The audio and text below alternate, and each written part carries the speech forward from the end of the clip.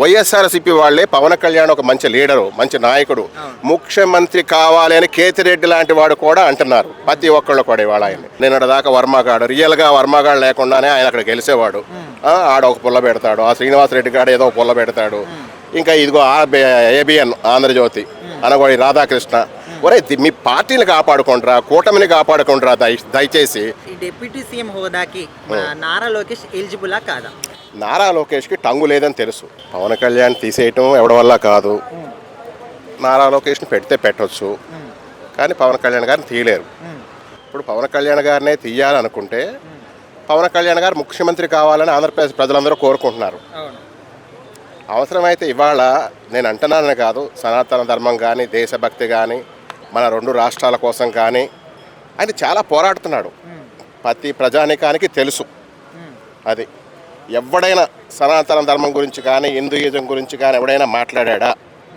ఇన్నాళ్ళు ఏ హీరోలు కానీ, ఏ రాజకీయ నాయకులు కానీ వాళ్ళ యొక్క స్వార్థాల కోసం తప్ప నిజాయితీగా రాష్ట్రం కోసం, దేశం కోసం, ప్రజల కోసం కష్టపడే నాయకుడు నాకు తెలిసిన ఈ వయసులో ఎవడు రాడు లేడు, ఒక పవన్ కళ్యాణే. అది అదే ఈ డిప్యూటీ సీఎం హోదాకి నారా లోకేష్ ఎలిజిబులా కాదా? నారా లోకేష్కి టంగు లేదని తెలుసు. టంగు కావాలి, అర్థమైందా? కష్టపడే గుణం కావాలి. రాజకీయాలు కాదు కావాల్సింది, ప్రజాసేవ కావాలి. ఇప్పుడు ఆయన వచ్చాడంటే ఇక్కడ 100 కోట్లు 150 కోట్లు ఆయన సినిమాకి ఇస్తారు.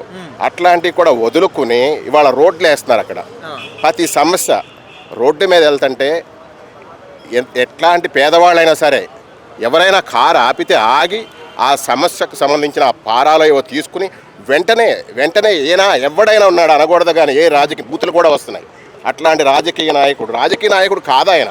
ఎన్నాళ్ళ నుంచో విప్లవ భావాలతో పుట్టాడు, దేశభక్తితో ప్రజాసేవ చేయాలని ప్రజల కోసం వచ్చిన ఏకైక నాయకుడు.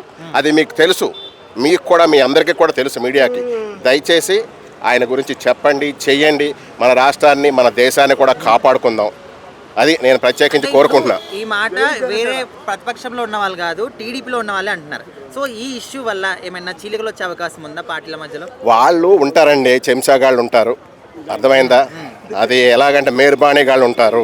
ఏదో డప్పు కొట్టుకోవాలి కదా, వాళ్ళ పదవులు వాళ్ళు ఇది అయ్యో కాపాడుకోవటం కోసం ఏదో వ్యవహారాలు చేస్తూ ఉంటాడు.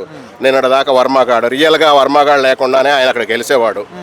ఆడ ఒక పుల్ల పెడతాడు, ఆ శ్రీనివాసరెడ్డి గాడు ఏదో పుల్ల పెడతాడు. ఇంకా ఇదిగో ఏబిఎన్ ఆంధ్రజ్యోతి అనగోడి రాధాకృష్ణ. ఒరే, మీ పార్టీని కాపాడుకుంటారా, కూటమిని కాపాడుకుంటారా దయచేసి. ఇలా పుల్లలు పెట్టి పవన్ కళ్యాణ్ అట్లాగా, లోకేష్ ఇట్లాగా, చంద్రబాబు నాయుడు అట్లాగా ఇట్లాంటి కెలక్కండి, అర్థమైందా? ఎంతో వెనకబడిపోయింది ఆంధ్ర రాష్ట్రం. 5 ఏళ్ల నుంచి ఏదో చేస్తున్నారు పనులు కష్టపడి. అక్కడ కులం లేకుండా, మతం లేకుండా, ఏ ప్రాంతీయ భేదం లేకుండా అంతా డెవలప్ చేస్తున్నారు. డెవలప్ చేసే టైంలో మీకేంటి? ఇప్పుడు లోకేష్ డిప్యూటీ సీఎం అయిపోతే ఏం చేసేస్తాడు? ఆయనకు ఉండాల్సిన ఐటీ శాఖ, ఆయన శాఖలు ఆయనకు ఉన్నాయి, అవి చేసుకోవచ్చు. అలాగే పవన్ కళ్యాణ్ గారు డిప్యూటీ సీఎంఏ కాదు, ఆయనకి ఏ పదవి కూడా అక్కర్లేదు, అర్థమైందా? పదవి లేకుండా కూడా ప్రజాసేవ చేయగలిగే గట్స్ ఉన్న నాయకుడు ఆయన. అది ఒకటి గుర్తించుకోండి అందరూ. ఈయన తీసేద్దాం, ఆయన పెట్టేద్దాం, ఏంటి అది? ఇక్కడ రాష్ట్రాన్ని గెలిపించాడు, అక్కడ దేశాన్ని గెలిపించాడు. ఇవాళ ప్రతి ఒక్క మనిషికి, ఏ పార్టీ అయినా కానీ వైఎస్ఆర్సీపీ వాళ్ళే పవన్ కళ్యాణ్ ఒక మంచి లీడరు, మంచి నాయకుడు, ముఖ్యమంత్రి కావాలి అని కేతిరెడ్డి లాంటి వాడు కూడా అంటున్నారు. ప్రతి ఒక్కళ్ళు కూడా ఇవాళ ఆయన. అట్లాంటి వాడు ఎవడన్నా ఉన్నాడా? దయచేసి ఆయన గురించి ఎప్పుడు ఏ బ్యాడ్గా అనుకోవద్దు, బ్యాడ్గా చెప్పొద్దు, బ్యాడ్గా చేయొద్దు. ఆయన ప్రత్యేకమైన నాయకుడు, ప్రజానాయకుడు.